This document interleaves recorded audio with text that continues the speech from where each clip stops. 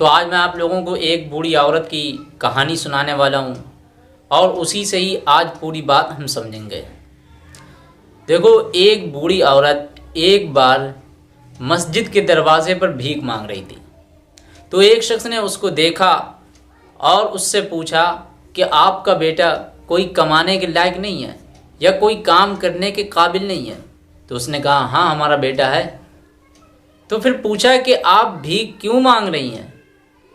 تو اس بوڑھی عورت نے پوری اپنی بات بتائی کہ ہمارا ایک شوہر تھا اور اس کا انتقال ہو گیا، اور ہمارا ایک بیٹا بھی ہے، اور وہ باہر کہیں نوکری کرتا ہے، مطلب باہر ملک میں نوکری کرتا ہے۔ جب وہ باہر ملک نوکری کرتا ہے تو پھر اس شخص نے پوچھا کہ وہ آپ کو کچھ پیسے وغیرہ نہیں بھیجتا جس سے آپ کا خرچ چل جائے؟ تو اس نے کہا، اس بوڑھی عورت نے کہا کہ ہاں، وہ بھیجتا تو ہے، ہر مہینے وہ رنگ برنگ کے کاغذ بھیجتا، مطلب رنگا رنگ کاغذ بھیجتا ہے، اور اسے میں دیکھتی ہوں تو یہ سمجھ میں آتا ہے کہ یہ کاغذ ہیں۔ بس میں اس کو کاغذ سمجھ کر میں اس کو دیوار میں چپکا کر رکھ دیتی ہوں، تاکہ وہ جب لوٹ کے آئے گا تو اپنے وہ کاغذ ان کو یہاں دیکھ لے گا، آرام سے پا لے گا۔ یہ سوچ کر وہ بڑھیا اپنے دیوار میں، اپنے گھر کی دیوار میں وہ اس کو چپکا کر رکھ دیتی تھی۔ تو اس شخص نے کہا کہ وہ کاغذ آپ مجھے دکھا سکتی ہیں؟ تو وہ بوڑھی عورت بولی کہ چلیے ٹھیک ہے۔ تو وہ شخص اس بوڑھی عورت کے ساتھ اس کے گھر گیا، اور وہ شخص گھر جا کر اس کے دیکھتا ہے کہ وہ جو رنگا رنگ وہ ہر مہینے کاغذ بھیجتا تھا نا، وہ کوئی کاغذ نہیں ہے، وہ کوئی کاغذ معمولی سے نہیں ہے، وہ تو ایک ڈرافٹ ہے، مطلب وہ ایک بینک کا ڈرافٹ ہے، اور وہ بھی 60 ایسے اس کے پاس ڈرافٹ تھے۔ آپ اگر اس کو سمجھیں ایسے کہ ایک ڈرافٹ جو ہوتا نا وہ 50,000 روپے کے برابر ہوتا ہے۔ تو جب اس شخص نے اس بوڑھی عورت کو سمجھایا، اس کی اہمیت بتلائی کہ دیکھو، تم اگر اسے کاغذ سمجھ کر رکھ لے رہی تھیں، لیکن یہ آپ کے پاس تو بہت بڑی دولت ہے، بہت بڑی دولت ہے، بہت سا پیسہ آپ کے پاس۔ تو جب اس بوڑھی عورت کو یہ خوشخبری ملی کہ ہمارے پاس بہت سی مطلب دولت ہے، اور وہ صرف پڑھی لکھی نہ ہونے کی وجہ سے وہ اس نوٹ کو نہیں سمجھ پا رہی تھی کہ یہ کاغذ ہے، یہ نوٹ ہے،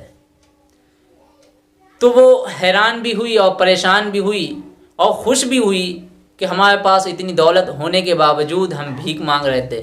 تو کچھ اسی طریقے سے آج ہم مسلمانوں کی بھی کیا ہے حالت، اسی طریقے سے ہماری بھی آج افسوس کے ساتھ حالت اسی طریقے سے کہ ہمارے پاس قرآن کی کتنی بڑی دولت موجود ہے، کتنی بڑی نعمت آج ہمارے پاس قرآن کی موجود ہے کہ اللہ نے اس قرآن کو اتار کر ہم پر کتنی بڑی نعمت عطا کی ہے، لیکن آج ہم اس کو نہیں سمجھ پا رہے۔ آج ہم قرآن کو کرتے کیا ہیں؟ صرف اس کو یہی سمجھتے ہیں کہ یہ کاغذ ہے۔ قرآن کو ہم کبھی چومتے ہیں، کبھی منہ سے چومتے ہیں، کبھی ماتھے سے لگاتے ہیں، کبھی سینے سے لگا کر گھر کے ایک کونے میں رکھ دیتے ہیں، ہمیں کچھ پتہ ہی نہیں ہوتا۔ لیکن شاید آپ نہیں جانتے ہوں گے کہ وہ کتنی بڑی ہمارے پاس دولت موجود ہے۔ ہم اگر اس کو کھول کر دیکھیں، اس کو اگر پڑھیں، اس کے معنی اور تفسیر کو سمجھیں گے، تبھی ہماری زندگی کامیاب ہے۔ تب ہمیں پتہ لگے گا کہ ہمارے پاس آج کتنی بڑی دولت موجود ہے۔ اس کا فائدہ تو صرف اس صورت میں ہم اٹھا سکتے ہیں جب ہم اسے پڑھیں گے اور اس کے معنی اور تفسیر کو سمجھ کر پڑھیں گے۔ آج کل اچھا لوگ کر بھی کیا رہے ہوتے ہیں؟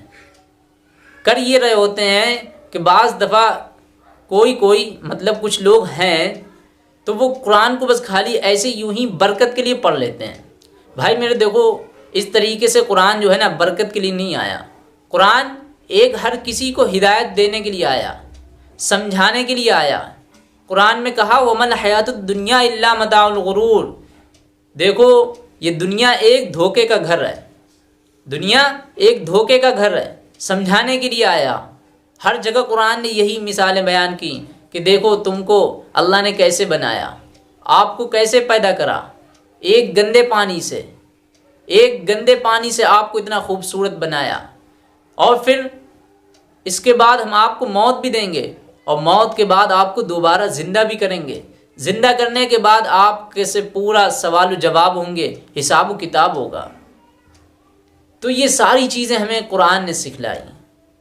اور جب ہم اس قرآن کو کھول کر پڑھیں گے تو ہمیں بہت سی چیزیں سمجھنے میں بھی آئے گی، ہمیں اللہ کی قدرت کا بھی پتہ لگے گا، ہمیں آپ صلی اللہ علیہ وسلم کے اخلاق کے بارے میں بھی پتہ لگے گا، آپ صلی اللہ علیہ وسلم کی زندگی کے بارے میں بھی پتہ لگے گا. لیکن افسوس کے ساتھ جہالت کی وجہ سے ہم اس میں چھپے ہوئے انعامات سے محروم ہیں. آج ہم ان چھپے ہوئے انعامات سے بہت محروم ہیں. یہ صرف ہماری نادانی کی وجہ سے ہے. اللہ نے ہمیں کتنی بڑی دولت سے نوازا، لیکن آج کوئی اس کو نہیں سمجھ پا رہا. صرف کیوں نہیں سمجھ پا رہا؟ جس طریقے سے وہ بڑھیا تھی نا، وہ پڑھی لکھی نہ ہونے کی وجہ سے وہ ان کاغذ کو نہیں سمجھ پا رہی تھی کہ یہ کاغذ ہیں یا یہ ایک ہمارے پاس دولت ہے. اسی طریقے سے آج ہم یہ سمجھ رہے ہیں کہ یہ ہمارے پاس بس خالی ایک قرآن ہے، بس اس کو برکت کے لیے کسی گھر میں ایک کونے میں رکھا ہوا ہے، نہ اس کو پڑھنا ہے نہ اس کو نکال کے دیکھنا ہے. خاص طور سے جب رمضان کا مہینہ ہوتا ہے تبھی لوگ پڑھتے بھی ہیں. جیسے ہی رمضان گزر کے جاتا ہے بس قرآن کو ہم اس کے بعد ایک کونے میں غلاف چڑھا کے ایسی جگہ رکھ دیتے ہیں کہ اب 11 مہینے تک نہیں نکلے گا. تو یہ قرآن کے ساتھ بڑی ناانصافی ہوتی ہے.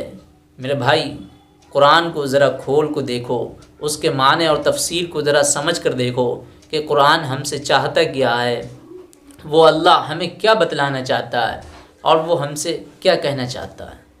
تو بس دعا کرو کہ اللہ تعالی ہم سب کو قرآن کی عظمت سمجھنے کی توفیق عطا فرمائے. آمین.